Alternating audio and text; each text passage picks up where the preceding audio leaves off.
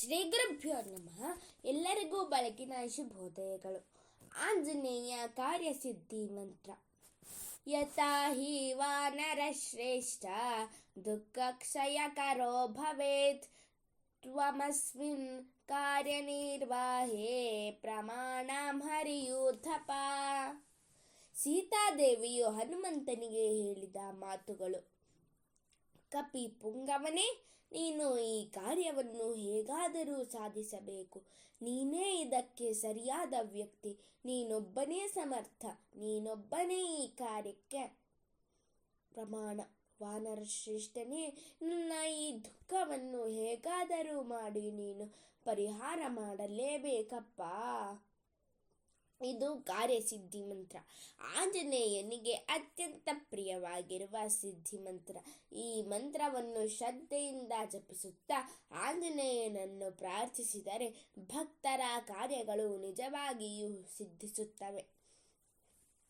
ಶ್ರೀರಾಮನಾಮಾಂಕಿತವಾದ ಮುದ್ರಿಕೆಯನ್ನು ಕಂಡು ಸೀತಾದೇವಿಗೆ ತುಂಬ ಆನಂದವೂ ಧೈರ್ಯವೂ ವಿಶ್ವಾಸವೂ ಶಾಂತಿಯು ಉಂಟಾಗಿರುತ್ತದೆ. ಆಂಜನೇಯನು ಶ್ರೀರಾಮನ ಸಂಪೂರ್ಣ ವೃತ್ತಾಂತವನ್ನು ಸೀತಾದೇವಿಗೆ ತಿಳಿಸಿದ್ದಾನೆ. ಆಂಜನೇಯನ ಮಾತುಗಳನ್ನೆಲ್ಲ ಕೇಳಿ ಸೀತಾದೇವಿಯು ದುಃಖದಿಂದ ಹೀಗೆ ಹೇಳುತ್ತಾಳೆ.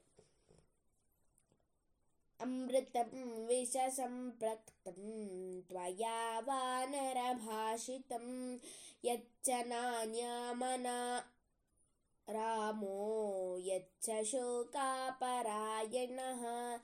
ಎಲೆ ವಾನರನೇ, ನಿನ್ನ ಮಾತುಗಳು ವಿಷದಿಂದ ಕೂಡಿದ ಅಮೃತದಂತಿರುತ್ತದೆ.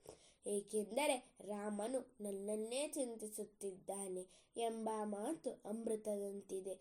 ಆದರೆ ಶೋಕಪರಾಯಣನಾಗಿದ್ದಾನೆ ಎಂಬ ಮಾತು ವಿಷದಂತಿದೆ. ಅಮ್ಮ, ಯೋಚಿಸಬೇಡ.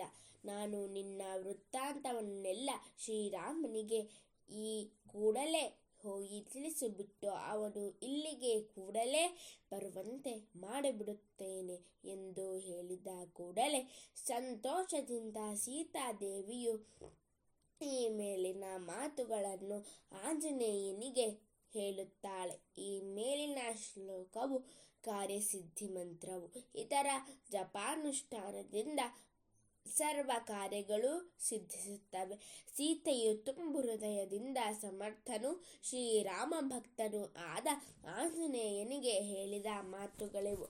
ಸರ್ವೇ ಜನಾಃ ಸುಖಿನೋ ಭವಂತು, ಸಕಲ ಸನ್ಮಂಗಲಾನಿ ಭವಂತು, ಲೋಕಾಃ ಸಮಸ್ತಾಃ ಸುಖಿನೋ ಭವಂತು. ಧನ್ಯವಾದಾಃ.